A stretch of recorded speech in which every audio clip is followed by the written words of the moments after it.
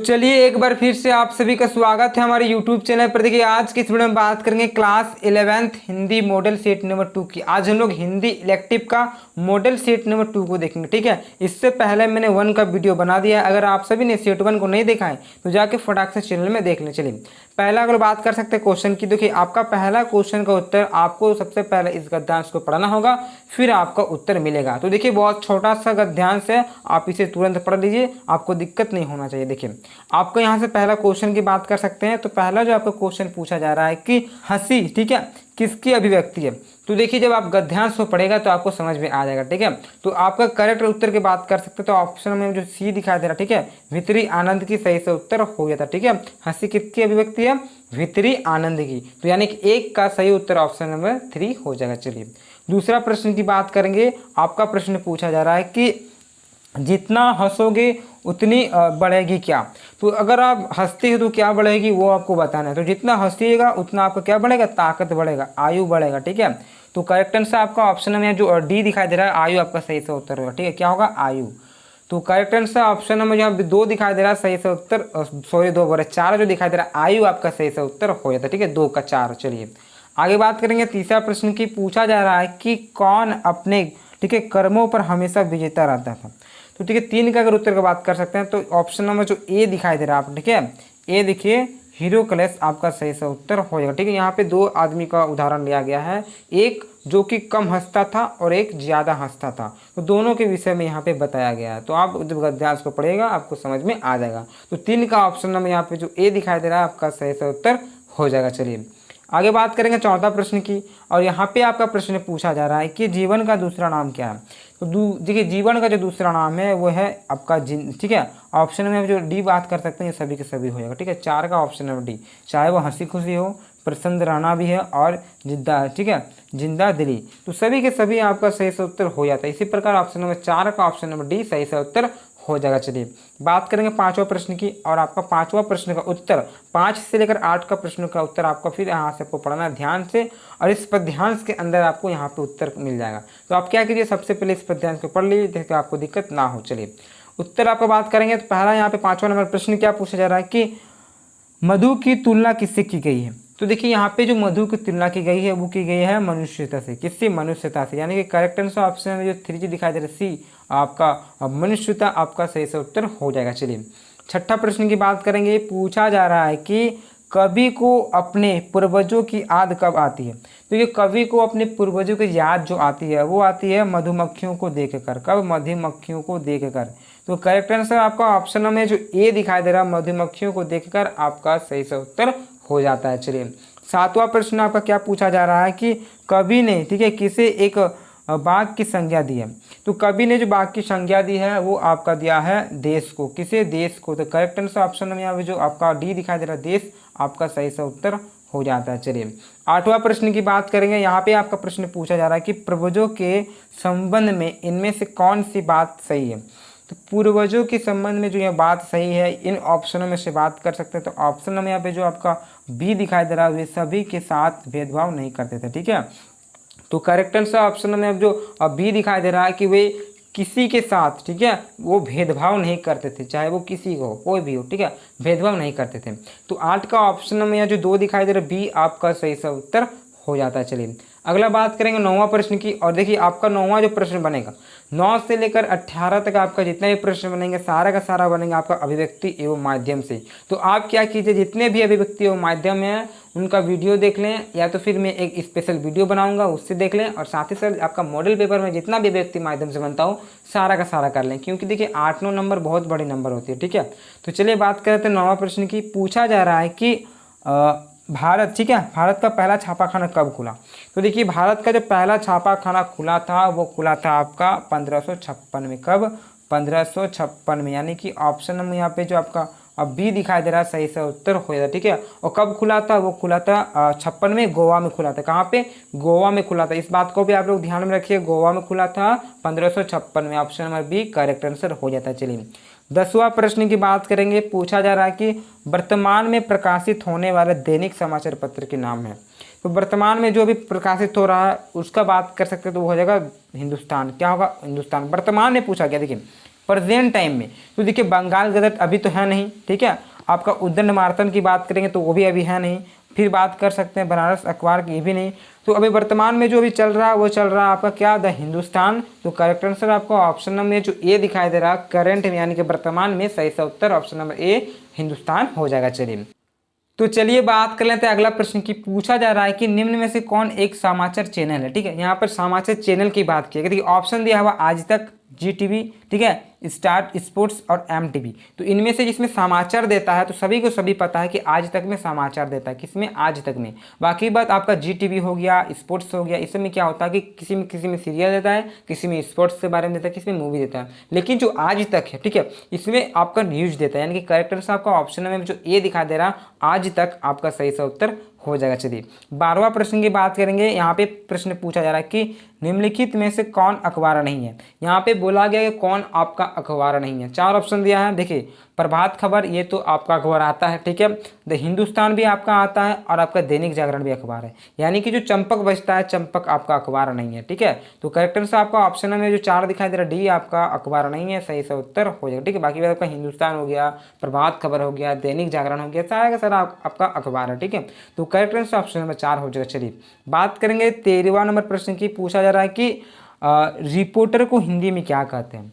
तो देखिए हम लोग रिपोर्टर को जो हिंदी में कहते हैं वो कहते हैं संवाददाता। क्या कहते हैं, संवाददाता, यानी कि करेक्ट आंसर आपका ऑप्शन में है जो ए दिखाई दे रहा है, सही सा उत्तर हो जाता है, ठीक है। देखिए किसी आप न्यूज में देखे होंगे, कभी कभी बोलता है कि हमारे संवाददाता के साथ कैमरामैन ये, कैमरामैन वो के साथ, आपका इस प्रकार से बोलता है ना टीवी में। देखिएगा कभी भी आप देखिएगा न्यूज़ वगैरह तो बोला जाता है कि हमारे संवाददाता इसके साथ, कैमरामैन इसके साथ। तो देखिए संवाददाता का मतलब होता है रिपोर्टर। क्या होता है, रिपोर्टर। बाकी बात आपके यहाँ पे ऑप्शन में क्या दिया हुआ है, कलाकार ये तो होगा नहीं, चित्रकार ये भी नहीं होगा और संपादक भी नहीं होगा। तो करेक्ट आंसर 13 का ऑप्शन नंबर ए जो यहाँ पे देखिए संवाददाता बोलते हैं वो रिपोर्टर को, ठीक है। इस बात को ध्यान में रखिएगा। चलिए अगला बात करेंगे 14वां नंबर प्रश्न की। पूछा जा रहा है कि संचार प्रक्रिया की शुरुआत कहाँ से होती है। तो देखिए संचार प्रक्रिया की शुरुआत अगर बात कर सकते हैं वो होता है स्रोत एवं संचारक से, यानी कि करेक्ट आंसर आपको ऑप्शन में जो ए दिखाई दे रहा है आपका सही सा उत्तर हो जाएगा। चलिए 15वां प्रश्न की बात करेंगे। प्रश्न पूछा जा रहा है कि संपादक के नाम का पत्र, ठीक है, संपादक के नाम पत्र संबंध प्रायः समाचार पत्र के किस पृष्ठ पर प्रकाशित होता है। तो देखिए वो जो होता है वो होता है संपादकीय पृष्ठ पर। किस पे, संपादकीय पृष्ठ पर, यानी कि करेक्ट आंसर आपको ऑप्शन में जो 3 दिखाई दे रहा है सी आपका सही से उत्तर हो जाता है। चलिए बात करेंगे अगला प्रश्न की, और आपका 16वां नंबर प्रश्न क्या पूछा जा रहा है कि इनमें से कौन रिपोर्टर, ठीक है, रिपोर्ट लिखने की विशेषता नहीं है। तो देखिए रिपोर्ट लिखने की जो विशेषता नहीं है वो नहीं है अपूर्णता, ठीक है। तो करेक्ट आंसर आपका ऑप्शन यहाँ पे जो यहाँ पे बी दिखाई दे रहा है सही सा उत्तर हो जाएगा। चलिए 17वां प्रश्न की बात करेंगे। पूछा जा रहा है कि किसी एक विषय पर विचार, ठीक है, प्रदान एवं गद्य प्रधान अभिव्यक्ति को कहा जाता है।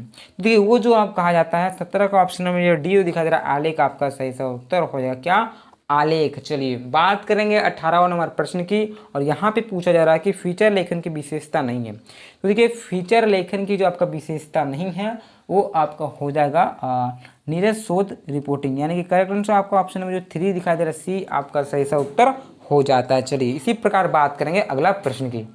चलिए बात कर लेते हैं अगला प्रश्न की। देखिए अब जो आपके प्रश्न बनेंगे सारा का सारा अब आपका पाठ्य पुस्तक से बनेगा, यानी कि बुक से बनेगा, ठीक है। देखिए ये जो आपका प्रश्न है 19 से लेकर 22 तक का उत्तर आपको फिर यहाँ पे थोड़ा पढ़ लीजिए, ये आपका बुक से ही है, ज़्यादा कोई बाहर से नहीं है, ठीक है। इसे पढ़ लीजिए जैसे दिक्कत ना हो। पहला आपका बात कर सकते हैं 19वां नंबर प्रश्न की। पूछा जा रहा है कि प्रस्तुत पंक्तियाँ के रचयिता कौन है। तो रचयिता यहाँ पे पूछा गया, इस पंक्ति को आप पढ़िए तो आपको समझ में आ जाएगा। मैं उत्तर बताने का प्रयास कर रहा हूँ। इनकी जो रचयिता है वो है आपका सूरदास जी। कौन है, सूरदास जी, यानी कि करेक्ट आंसर ऑप्शन नंबर यहाँ पे ए जो दिखाई दे रहा है सूरदास आपका सही सा उत्तर हो जाता है। चलिए 20वां नंबर प्रश्न की बात करेंगे। पूछा जा रहा है कि प्रस्तुत पद्यांश किस भाषा में है।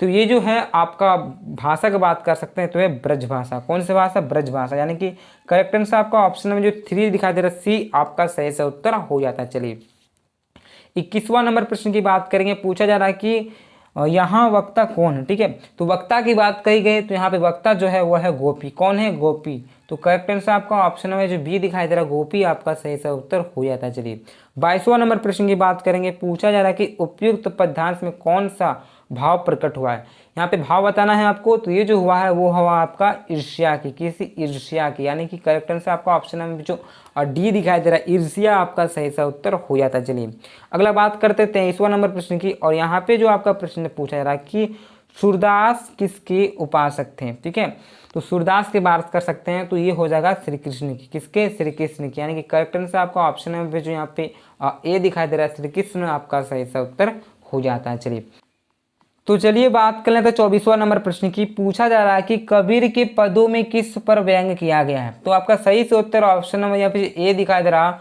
बाह्यडंबर, और आपका ऑप्शन नंबर बी दिखाई दे रहा धार्मिक कुरीतियां, आपका दोनों का दोनों सही सा उत्तर हो जाता है। ठीक है, यानी कि ऑप्शन नंबर यहाँ जो 3 दिखाई दे रहा है सी आपका सही सा उत्तर हो जाता है। चलिए 25वां प्रश्न की बात करेंगे। पूछा जा रहा है कि कटी टेढ़ो हवे अवती में, कटी से क्या तात्पर्य। ठीक है, तो देखिए कटी का मतलब होता है कमर, क्या होता है कमर, यानी कि 25 का ऑप्शन में जो बी दिखाई दे रहा कमर आपका सही सा उत्तर हो जाएगा। चलिए 26वां प्रश्न की बात करेंगे। यहाँ पे पूछा जा रहा है कि निम्न में से कौन सा जोड़ा बेमेल, यानी कि मेल नहीं खाता है। तो देखिए पहला जो यहाँ पे दिया हुआ है आपका कबीरदास सदुकुड़ी में, तो ये आपका सही होता है। साथ ही साथ दूसरा दिया हुआ है कि सूरदास ब्रजभाषा में, ये भी सही है। सुमित्रा आनंद पंत, ठीक है, खड़ी बोली भाषा, ये भी सही है। लेकिन ऑप्शन नंबर जो 4 दिखाई दे रहा है, ठीक है, पद्माकर खड़ी बोली आपका सही नहीं होता, यानी कि ऑप्शन नंबर 4 आपका सही सा उत्तर हो जाएगा, जो आपका मेल नहीं खाता, ठीक है, बेमेल है। चलिए अगला बात करेंगे 27वां नंबर प्रश्न की। पूछा जा रहा है कि पद्माकर को, ठीक है, कविराज शिरोमणि की उपाधि किस राजा ने दी थी। तो देखिए वो जो दिए थे वो आपको हो जाएगा जयपुर नरेश, ठीक है, जो जयपुर का नरेश है उन्होंने इसका उपाधि दिया था।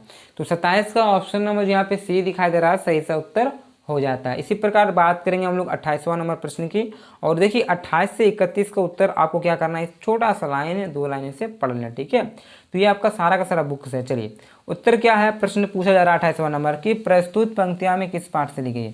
तो देखिए जो भी पंक्ति है ये आपका पंक्ति जो लिया गया है वो लिया गया है दोपहर का भोजन से। कहाँ से लिया गया है, दोपहर का भोजन से। तो करेक्ट आंसर आपको ऑप्शन में जो बी दिखाई दे रहा है आपका सही सा उत्तर हो जाता है। चलिए अगला 29वां नंबर प्रश्न की बात कर सकते हैं। तो आपका प्रश्न पूछा जा रहा है कि उपरोक्त पद्यांश में, ठीक है, वक्ता कौन है। तो देखिए वक्ता की बात कर सकते हो, यहाँ पे जो वक्ता है वो आपका हो जाता है ठीक है, सिद्धेश्वरी, यानी कि करेक्ट आंसर आपका ऑप्शन में जो ए दिखाई दे रहा है सिद्धेश्वरी आपका सही सा उत्तर हो जाता है। चलिए 30वां नंबर प्रश्न की बात करेंगे। पूछा जा रहा है कि दिमाग उसका बड़ा तेज है, यह कथन किसके बारे में है।